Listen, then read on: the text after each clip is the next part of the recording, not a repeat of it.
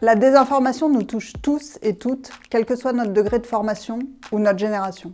C'est pourquoi il nous a semblé essentiel d'associer les citoyens à cette réflexion globale sur l'accès à une information vérifiée, plurielle et de qualité. Cette consultation citoyenne nous servira à améliorer nos outils pédagogiques et nos formations en éducation aux médias et à l'information. Nous allons porter ces propositions auprès des autorités publiques, nationales, régionales et européennes.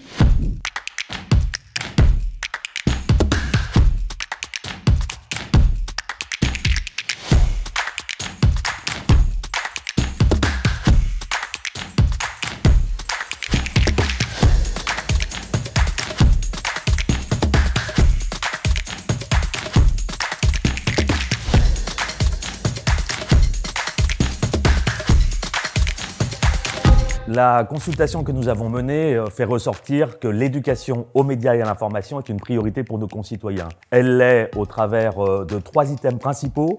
Le premier, c'est permettre à chacun de développer ses capacités de lecture critique de l'information, ce qui est tout à fait essentiel en démocratie. Le deuxième item, et celui-ci est récurrent, c'est de renforcer l'éducation aux médias et à l'information au sein même du système éducatif à l'école. Enfin, pour terminer, le troisième item, c'est celui d'une éducation aux médias et à l'information pour toutes les générations. Car nous le savons, chacun aujourd'hui est concerné par ces problématiques et donc cette demande réapparaît très fortement au travers de la consultation de facto.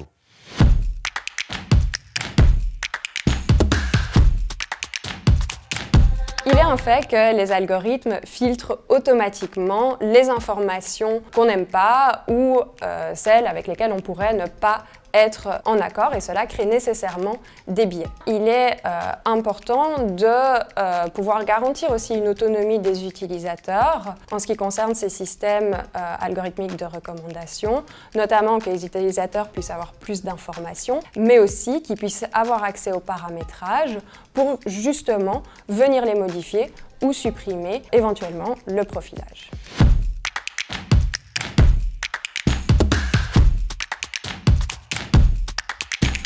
Lorsqu'on fait de la vérification d'informations et du fact-checking comme à l'AFP, où on essaye de répondre au mieux à l'ensemble de la désinformation, à toute la désinformation qui circule sur les réseaux sociaux, on essaye justement de sortir d'une vision binaire des choses et de prendre le temps d'expliquer. Parce que la fausse information, elle se présente sous une forme très sensationnaliste, dans un monde binaire où tout est noir, où tout est blanc. Ça peut arriver, mais la plupart du temps, finalement, on va expliquer que les choses sont beaucoup plus compliquées qu'on essaye de vous le dire ou qu'on vous le présente.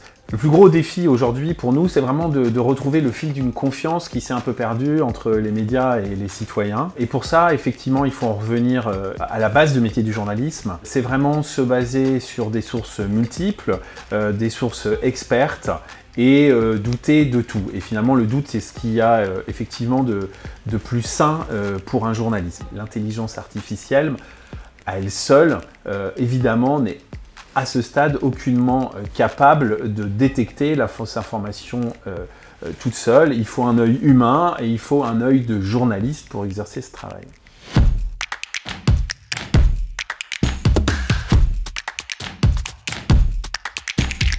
En France, les sondages montrent que la confiance dans les médias fait partie des plus basses au monde, avec 1 Français sur 3 qui font confiance aux médias d'une façon générale et tout juste 20% qui pensent que les médias n'ont pas de biais idéologiques ou économiques.